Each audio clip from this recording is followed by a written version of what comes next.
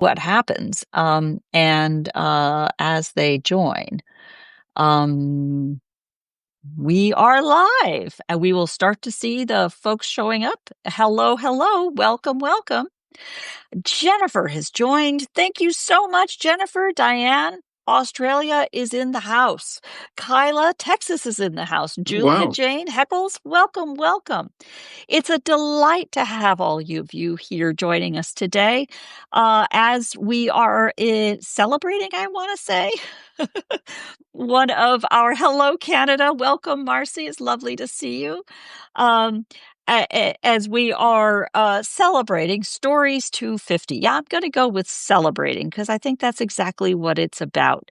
I'm doing these each month, plucking from worthy guests who are have the courage to join me on these Substack lives to tell us about their stories as included in the Stories 250 timeline and map.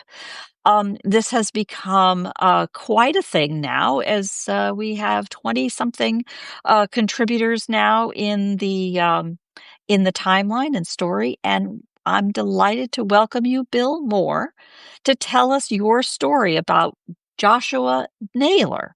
So tell us about Joshua and what got you into this. Yeah, no, I'm kind of excited about this one. This is one of the better Revolutionary War stories I have, because he actually did a lot of interesting things. Um, so, as I said, I wanted to share the story. Joshua Naylor is my fifth great grandfather, and he was involved really in some of the most pivotal moments of the American Revolution. Uh, his journey from being a young Maryland militiaman to a seasoned veteran over a few years offers a window into the courage and resilience that shaped our nation. Joshua, as I said, was from Maryland. He grew up in Frederick County, which is just outside of Baltimore. Um, it was a place that was really brimming with revolutionary spirit. When Joshua was about 14 years old, the local judges there repudiated the Stamp Act, basically refusing to send money to King George. Uh, it was one of the earliest acts of defiance in the colonies.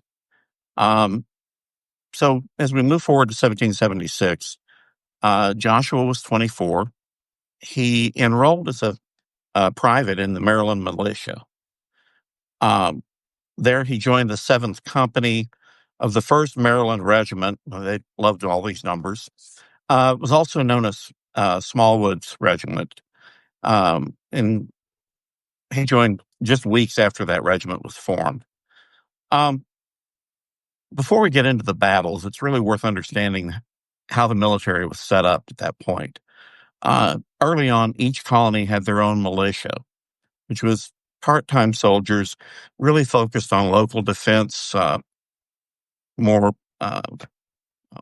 dealing with the Native Americans, and occasionally when the British would come and do things. But um, there was no national army.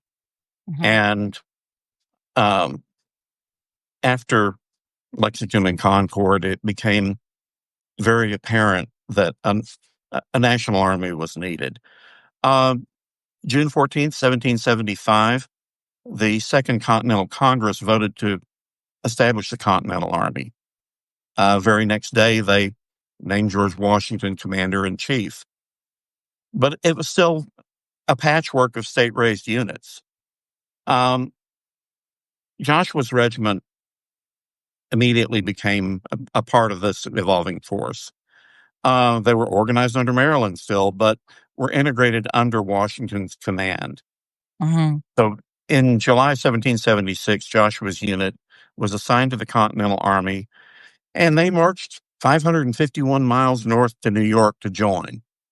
Um, I can't imagine that, but but they did. But there they faced their first major test, the Battle of Brooklyn. Uh-huh. Um, so on August 27th, the British launched a massive assault. Um, Washington's forces were outnumbered 2-1. Uh, they knew this was going to happen. The British landed 20,000 men on Long Island.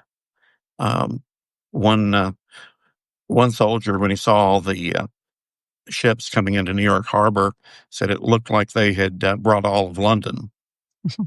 Um, so Washington had his troops lined up.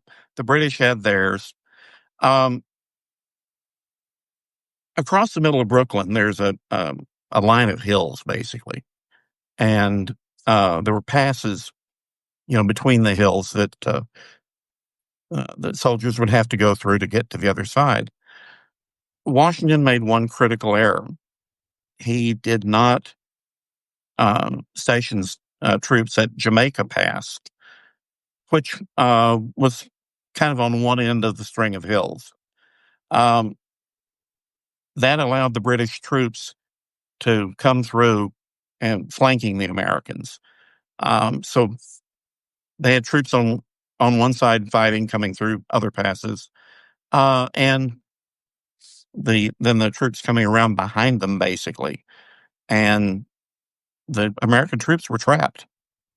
And at one point, it looked like that may be the end of the war.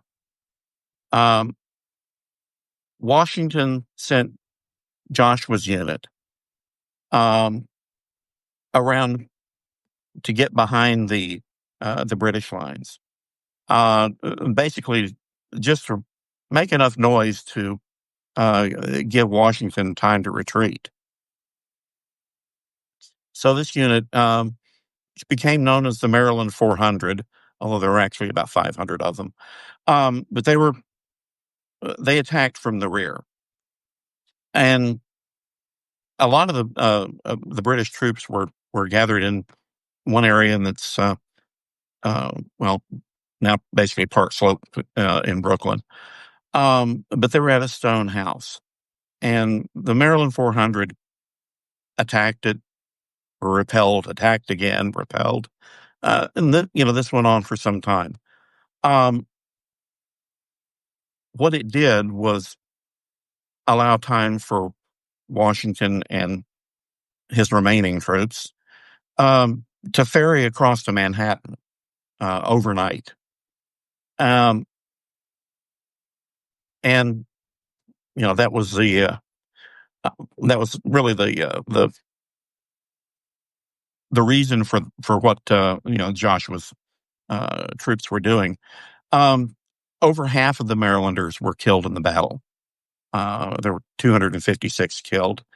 About 100 were taken prisoner.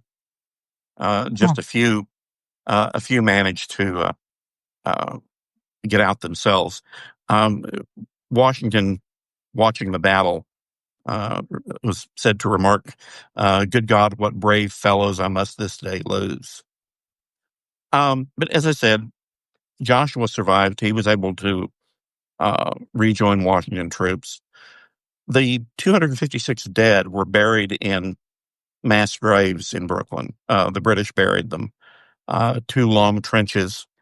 Um, Said that they had their heads facing east, which was the military custom. Um, the graves have been found. They are under a parking lot for an auto repair. Um, they're I think some funds are being raised trying to buy the land and um, give them the recognition that they deserve. From the Battle of Brooklyn, which was a big loss and a very bloody battle, Joshua's unit moved north up to Harlem Heights. Um, there was a small skirmish with the British there. Um, the Americans won, so it was a big morale boost for them. Then they moved up to White Plains, um, just a little bit further north. Um, they were defeated in White Plains. I lived in White Plains for a couple of years, and there's a memorial next to the Armory building to the soldiers that fought in that battle. Um, but the war moved on. After that loss, the Continental Army moved south to their winter position in Pennsylvania, near the Delaware River. This would be a story that is probably very very common. Um, as winter approached, Washington was afraid that the British were going to advance on them. So he ordered that all boats along the Delaware River had to be destroyed or moved to Tennicum, which was a spot basically where they were. All ferry landings were kept under guard by the Pennsylvania and New Jersey militias. He wrote a letter to Brigadier General William Maxwell that really revealed the urgency and secrecy of the plan. Um, so then came the famous crossing of the Delaware on Christmas night. Um, Everything that could go wrong went wrong that night. There was a terrible storm going on. Um, was at times snow, ice, hail, strong winds, ice flows in the river, and very dangerous currents. Um, Joshua and 2,500 of his comrades made the river crossing. Um, they were about 3 hours later than Washington had planned because of all the problems. He nearly scuttled the entire uh, plan, but decided to go ahead. So they made a 10-mile march in darkness, surprising the Hessians in Trenton, and won a major victory. Um, from there, they marched to Princeton, and a week later had another victory there. So things were beginning to turn in the Americans' favor. Joshua's enlistment ended after the New Jersey victories. He went back home to Maryland, but a few months later, he reenlisted, um, joining the Maryland 4th Regiment as a corporal. And he served 4 more years, fighting in battles at Staten Island, Brandywine, and Germantown, which were all losses. Um, then he participated in, and it's a little gruesome, but a nighttime bayonet-only assault at Stony Point, New York. Um, that was really a major win. The Stony Point was at a kind of a pinch point in the Hudson River.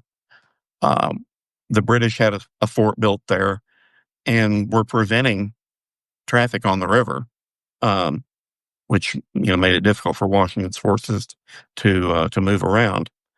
Um, by going in at night, being very quiet, kind of a stealth type situation, um, they ended British control of the Hudson River. Um, Washington ordered the fort evacuated. They didn't want to occupy the fort, but it still was a key crossing point for crossing the Hudson in the final stages of the war. So Joshua was discharged in May of 1780, returned to Maryland. He married a woman named Martha Nutwell in 1781. 1786, they welcomed their only child, John Naylor, who's my fourth great grandfather. Um, Sadly, their married life was relatively short. Martha died sometime between the 1790 census and 1792 when Joshua and John moved to North Carolina. John's Um, son. I'm sorry? John Naylor was their son, Was their son. Yeah. only son. Um, Wow. yeah, their only son. Yeah. Um, After they moved south, uh, Joshua married Morning Stoggins or possibly Scoggins. Uh, it's I've seen it both ways. Um, in 1861, it's interesting, kind of funny. Many years after Joshua had died, Morning put in an application for a widow's pension. Mhm. Well, to at that point to qualify for a widow's pension, um, they had to have been married before 1794. So she said they were married in 1792. Her petition was denied, and with good reason. They weren't married until 1799. Yeah, I thought you'd try. She tried. She tried. She um, Later they the law was changed again, and uh, all a widow had to do was prove that the husband fought for 14 days. You know, Easy. easy. She didn't do another petition. Um, Oh. she died in 1869 at the age of 92. Mm. Um, Joshua did receive a pension of $6 a month, which actually was pretty good money back then. Um, and he received a land grant of 200 acres in Rowan County, North Carolina. I actually just discovered that last night. Um, I found a, Bravo. found a site that I'd never seen before. It was um, a North Carolina state site that is not indexed. Um, and so I found that there was a reference to him and a file number, and scrolled through lots of pages. But I did find it. Joshua and Morning had um, at least six children that I know of. John did move south with his father, but um, pretty quickly he moved on to Buncombe County, which is Asheville, Uh-huh. and married Sarah Woodson there in 1806. Um, some things that I've seen kind of hinted that John and his stepmother didn't get along too well, That and happens. yeah, so um, so he moved on and had a good life up there. But Joshua died in 1835 at the age of 83, which is Mm. twice the life expectancy of the time. Life Yeah, having expectancy then was 40. survived those harrowing battles. Yeah, Wow. yeah. So he's buried at the Lane Chapel Methodist Cemetery, which is near New London, North Carolina. And I haven't visited there, but I have seen a picture. His marker is still there, and he is recognized as a patriot, Yeah. and gets the flag on his grave every year. Um, his life was marked with courage, resilience, and patriotism. Um, it's pretty amazing. He survived some brutal battles, went home, reenlisted, served again, and, went through it all again. Um, and then he lived long enough to really see the nation form Yeah. and begin to flourish, which Right. I think is pretty good. Um, it's it's really an amazing story, and Yeah. a relative that I'm really proud to be able to claim. Yeah. Now, do you have, as you dig into the records to find these kinds of stories, and gosh, I don't know if you had a chance to see all of the comments here, but it is so compelling to hear stories that we've heard bits and pieces of in different, recorded histories and whatnot. But to hear that personal perspective, to hear it from the voice of an of a descendant, you see, and it is just means so much more as you follow along like it's a movie. Um, what do you think the motivations were for someone like that to say, "I'm pissed off about the taxation, no taxation without representation," or Yeah, is that enough to go through that many battles and harrowing experiences and yeah. bayonets in the dark of night? Oh, yeah, yeah. I think, um, it was something that he was learning at a young age. He, um, that part of Maryland, like I said, was very, anti-King George. Um, Hmm. and, they wanted their freedom. Um, they, his father, um, they were tobacco farmers. Um, Uh, and, I'm sure the taxes and the Stamp Act hit them hard, I see. They were um, tobacco farmers in Maryland. in Maryland. Yeah. I see. I see. Yeah. Um, so I think it was something that he felt strongly. Mm. And I think having gone to war, been in the battles and then gone home, I think basically he felt like he needed to be, back in the thick of things. Mm. War's Sitting still going sitting at on. home Yeah. wasn't what he wanted to do. Um, Yeah. then uh, he after the war when he was able to get the land grant, um, and coincidentally, a couple of his cousins uh, had moved down into the same area. When he married Morning, one of his cousins had become a justice of the peace down there, and Uh-huh. so he was one of the witnesses at their marriage. Uh-huh. Um, but so I think at first I thought, well, maybe he just followed family. Then I found the land grant, and I said, okay, that makes it a little more worthwhile. It's so interesting to have taken the discipline to study the whole family, to study enough to see the cousins that were also there. Diane Burley asks, "How much time did it take you to dig into all of this?" I think it's a great question. Yeah, I have been working on this one for a long time. Hmm.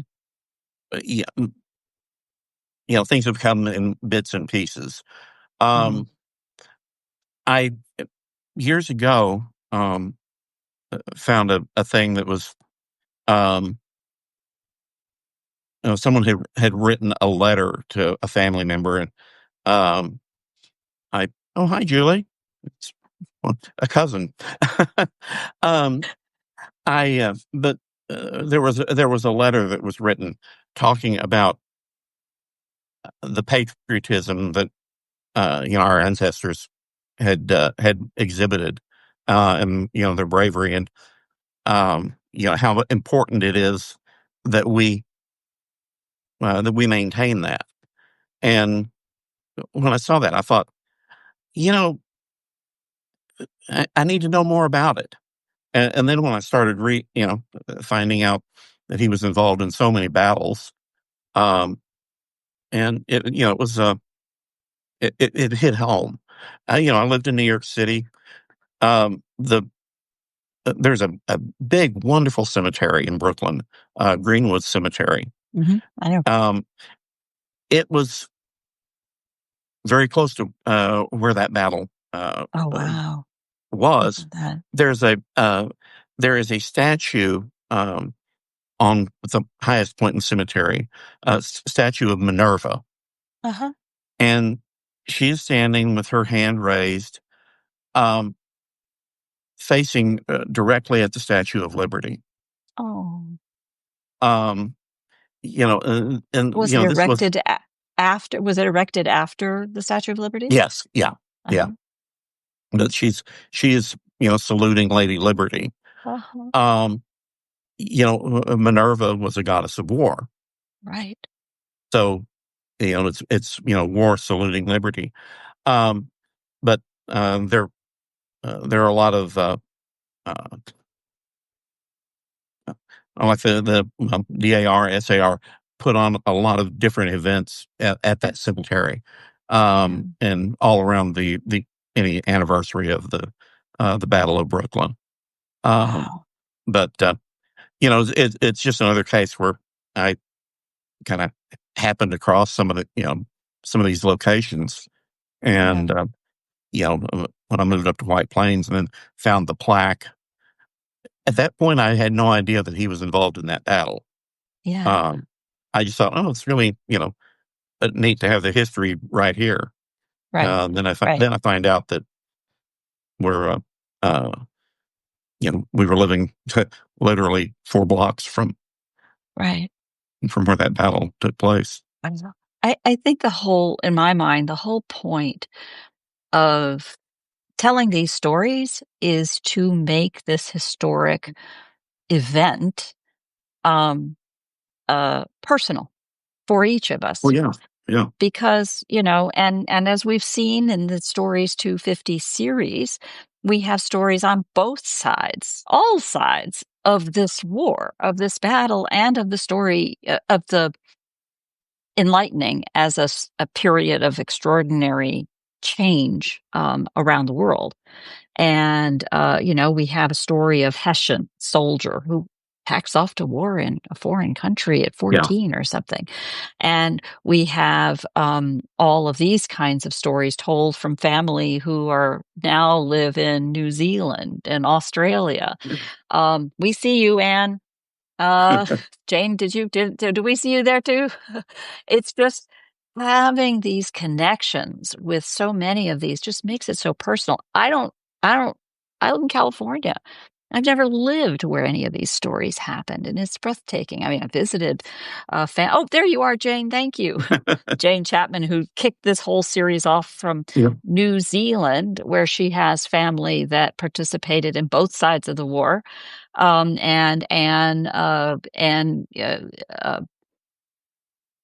Young, sorry, Anne, from Australia also has probably the longest list of participants that we've pulled into these stories.